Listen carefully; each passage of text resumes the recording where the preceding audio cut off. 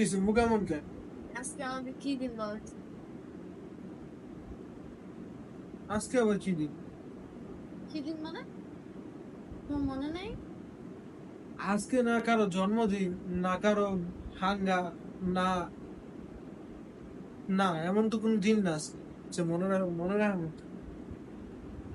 আজকে আমাদের একটা স্পেশাল ডে, তোমার এটা মনে নাই?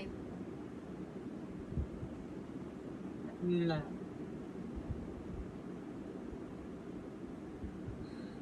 তোমার কোন জিনিসটা মনে থাকে?